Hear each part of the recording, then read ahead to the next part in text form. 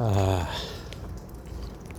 magandang madaling araw, magandang umaga mga kapatid, mga kababayan, mga kaibigan.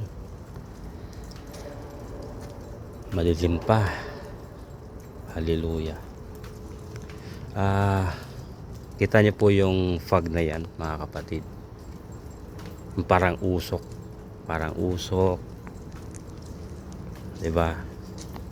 Or hamog. Kita niyo po yan. Yan. Gandang tignan, di ba? Mga kapatid, mga kababayan, mga kaibigan, kapuso, kapamilya. Kita niyo po yan. Yung hamog na yan, yung fog na yan, parang usok na yan. Yan daw ay parang buhay natin, tayo mga tao. Sabi ng Santiago chapter 4 verse 14, di ba ninyo alam kung anong mangyayari sa inyo sa araw ng bukas? Ang buhay ng tao ay parang hamog lamang. Lilitaw ng sandali at mawawala. Sabi po ng Panginoon yan, mga kapatid.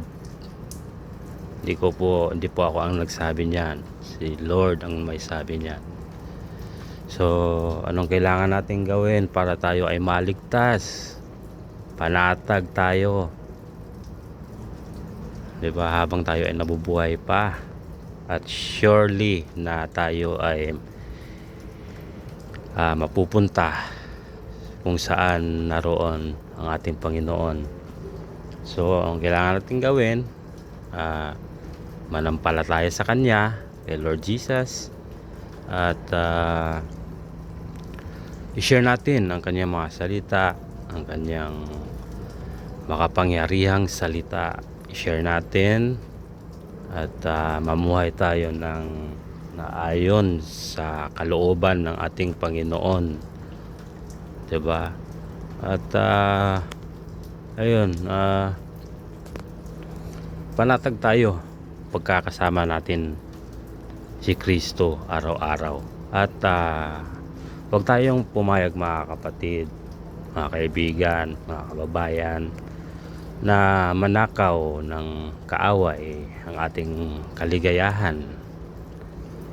Ating kaligayahan na papurihan siya, pasalamatan siya, at ayun nga, i-honor siya, i-glorify siya.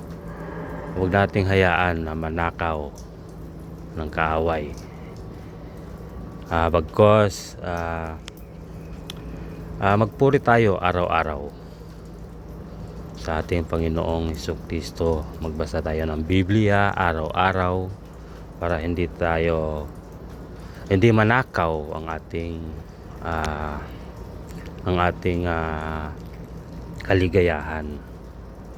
Kasi sabi ng John 10:10, 'di ba? Sabi ng John 10:10, John chapter 10 verse 10, the thief comes only to steal, kill, and destroy. Yun po ang gawain ng kaaway. Nakawin, magnakaw. Kaya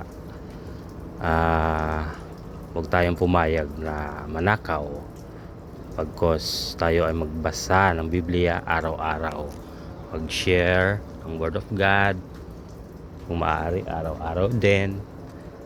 At may pahabol pa ako na verse. Sabi ng Philippians chapter 1 verse 21, for to me to live is Christ, and to die is gain. So kapakipakinabang po, gain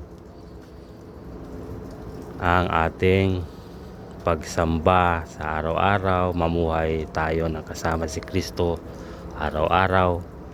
So ayan lamang po, and God bless.